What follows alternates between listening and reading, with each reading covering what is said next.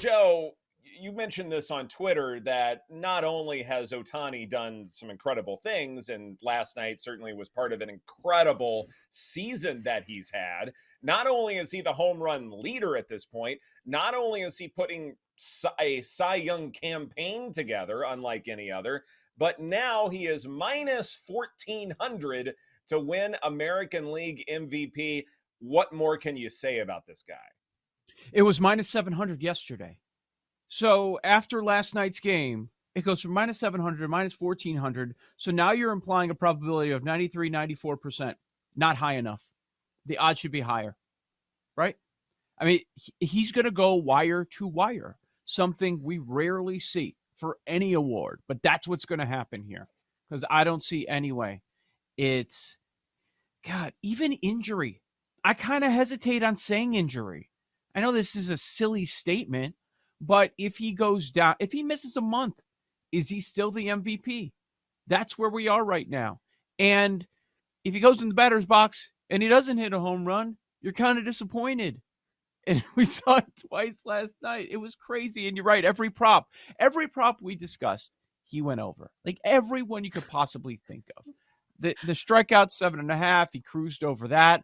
I sweated the outs recorded, but that just got home before he's like, yeah, I better exit this game. Goes over 18.5 RBI, run, total bases, whatever you want to think. It went over.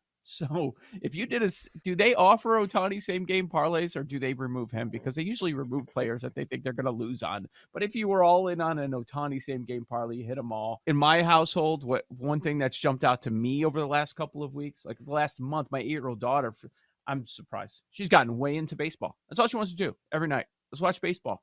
And Nice. And if I tell her Ohtani is pitching, like she gets excited. She's so amazed by it.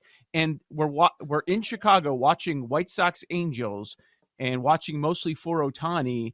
And all she cares about is where they are in the Angels lineup because I want to see Ohtani hit again. I'll go to bed after his next at bat. Like that's what he brings to the game. It's amazing. Like people that aren't even into baseball, how he's bringing everybody in. Yes, I think the Cubs can win the National League Central. They have one of the easier schedules for the rest of the season. You can't say that about all these other teams in this division. There is no one area where Chicago is elite, but you do have some good arms that have performed well, and like Steele and Stroman and Smiley. And I'm not entirely positive that they're going to be sellers. You have other divisional foes that should be like the Pirates. Andrew McCutchen might be a great piece to make the Pirates better for the future. But as far as the Cubs are concerned, even though they seem like an obvious case study in terms of what a ball club should do going forward, in terms of selling off some of their good pitchers, I don't think they need to do that. I think that given third order numbers, they have as good of a chance to win this division as anybody. Yeah, well, I mean, I don't know what the rules are, but I'm sticking with it. You can find a plus 400 out there too, like 4-1 right now. It's just, is this the buy time? I don't know. Maybe they end up losing to Nola. I kind of believe so today. But yeah, watch out for the soft spots in the upcoming schedule. Now, 4-1, the only team with a positive run differential. You mentioned the softer schedule compared to other teams down the road here, and the Pirates should sell, and I think they will. I mean, odds-wise, they've fallen off, but they're still in the team photo at 5 games back. I think the Cardinals are going to sell. They're going to have to make a big move quickly, and they're still 8 games back. So now we got them selling, and then the Brewers. That's the question. What are they going to do? Because they're a smart organization that does have to look at the future. They go win when they feel like now it's time to go win. And then the other teams are Reds. The Reds don't have the pitching. I don't trust it for this year. It's exciting, some of the young talent that they do have, but left is the Cubs, the team that has the best defense and the best pitching in the division, and they're 4-1. I like it. Not interested in backing the Padres at all, even though Blake Snell has been terrific this year. I'm going Keller over 5.5 Ks. I definitely like that bet, Joe. To me, the Snell conversation is kind of a microcosm for the Padres as well. Look at the hitting here. Juan Soto's WRC plus is 154. That's sixth best in the majors. Fernando Tatis Jr., despite missing some time, is at 141. That's 14th highest in the majors. The star-studded power for the Padres is absolutely there. The question has always been, okay, what about the back half of the rotation? What about the bottom of the lineup? That has been, both things have struggled tremendously. And we've always wondered, okay, this is something I think we talked about at the start of the season. If the Padres don't win the division, it's because of why? It's because they don't have a whole lot of depth. Yeah, the stars are making their money, and they're certainly playing well, especially Soto, and we're not talking about him enough. The problem is they just don't have the depth, and it's getting more and more exacerbated as the season goes along. Amateurs, last couple seasons really have underwhelmed, but I feel like that cycle is supposed to just sort of loop back. And to me, I think Aberg is a great place to start as someone who has had a lot of success as an amateur, turned pro, and has done well so far. I think the matchup is good, and some of his, futures bets as far as winning this thing outright, top 5, top 10, I think those are very much live here. I actually, similar vein, have an amateur turned pro play. Sam Bennett at 130 to 1. That number has been coming down this week, but There's still 150 out there, by the way. 150? Okay, 150 to 1.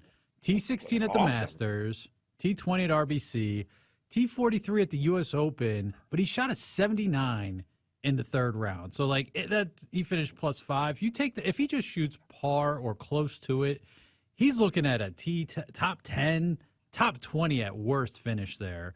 So, he could very much, and it's an easy course. At that number, I think he's definitely live. So that's a play. We'll be playing some top 20s with him.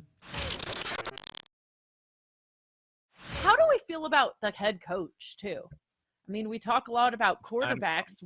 Are we confident in Dennis Allen?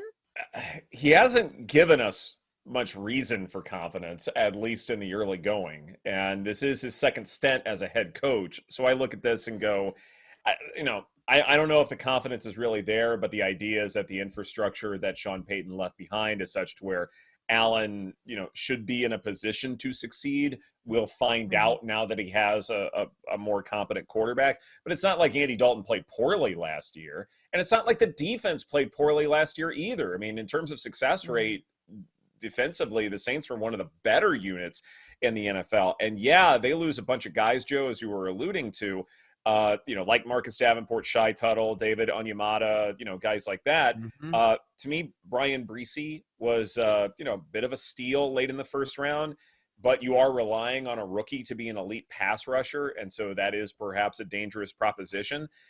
I think one of the things to bet on when looking at the Saints is to probably look at some overs in their first few games. You look at week 1 against the Titans, that total is 41.5. I get that the Titans offense may leave something to be desired, but 41.5 is still a low number. And it is possible, if the Saints have their full complement of receivers, that this offense could get off to a hot start. And the defense could allow the Titans to at least keep that game relatively close with a spread of 3.5. To me, that suggests that this could be a medium to higher scoring contest. And it may not be just that way for week 1. It may be that way for the next few weeks. So to me, if you're going to bet on the Saints in some way and tail them, maybe look at some overs in the early going.